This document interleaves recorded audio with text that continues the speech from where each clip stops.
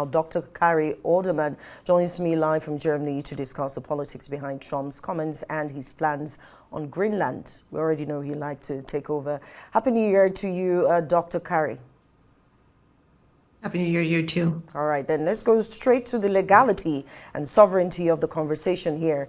Is the U.S. interest in acquiring Greenland a legitimate exercise of its national, security interests, or does it constitute a violation of Denmark's sovereignty and international law? Like you heard the president speaking just seconds ago, talked about how that he wouldn't want his rivals to take over or be close to the United States. Well, here's the bottom line. The United States can have interest in Greenland, but as Trump recently pointed out, if he does have to take it, it would go against international law and Denmark's sovereignty. But I ask myself, is this threat even real? And I don't think it is. There's going to be other more rewarding actions for U.S. President Trump that give him the positive headlines that he so very much likes. And we've just had, in the beginning of 2026, the capturing of Ghost Fleet ships. He's threatening Iran's Ayatollah. He's talking about taking out more drug dealers. And even the strike in Nigeria was short-term, big impact, big headlines, lots of influence in the news cycle, and that's more of what he's looking for. If you think about his 1987 book, The Art of the Deal, he talks about how he negotiates and how he suggests other people negotiates. And this is reflected maybe in a little bit of the rhetoric that he's using about Greenland. He's thinking big, he's aiming unrealistically high, and then he's pushing the issue hard to the point of confrontation. I think yesterday's press conference was a good example of that. But he also says that you have to deliver enough to make people feel like the deal worked.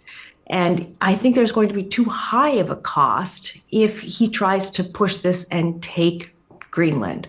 So to sum up, the U.S. can be interested in Greenland, but I think the Trump administration, particularly U.S. President Donald Trump, is not interested in pushing the envelope as far as some people are afraid he will. Right, and we know that Trump determines the headlines around the globe every day. But let's talk about the NATO implications now. How would a U.S. attempt to acquire Greenland impact the NATO alliance, considering Denmark is a member and Article 5 commitments? Well, I frame this more in the way as if you give somebody something, can you also take it away? And most contemporary scholars agree that international law, the modern world order, and also the basis of NATO has been underpinned by the U.S. willing for these things to have strength. And they're based on the power that the U.S. is willing to give them. Now that the U.S. is redefining how it sees things, I think it's important that we also do not look at these treaties, international laws, and agreements like Article 5 in the same framework that we would have maybe even just 5 years ago.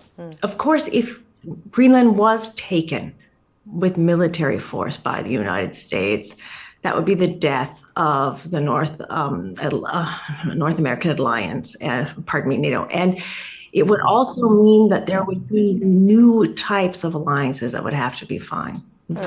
And let's be honest, Article 5 was always a question of political will. The way it's worded, people, countries can react how they see fit.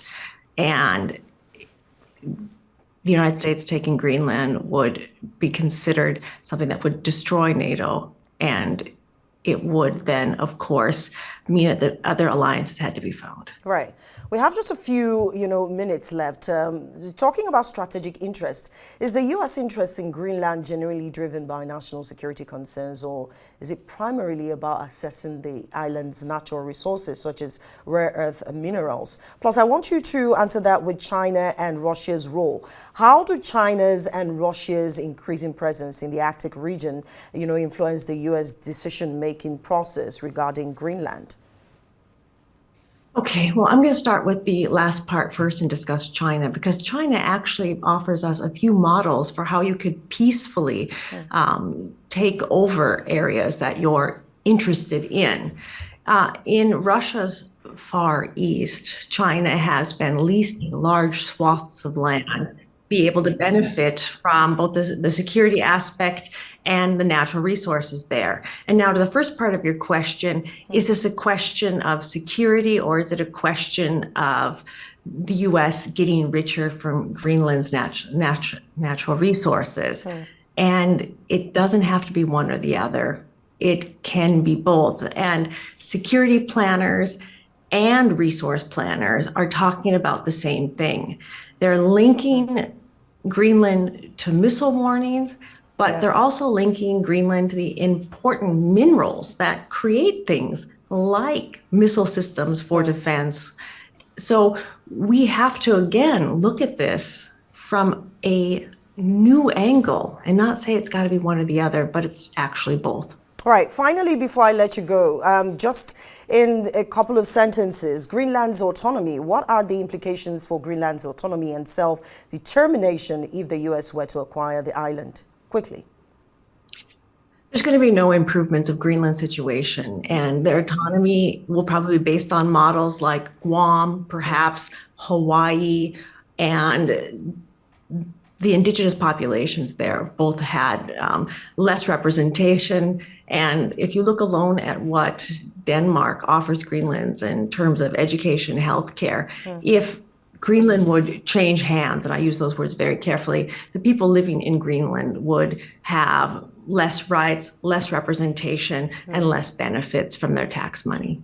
All right. Thank you so much, Dr. Kari Alderman. She is a political scientist, global expert as well, joined us from Germany to talk about Trump's plans to take over Greenland.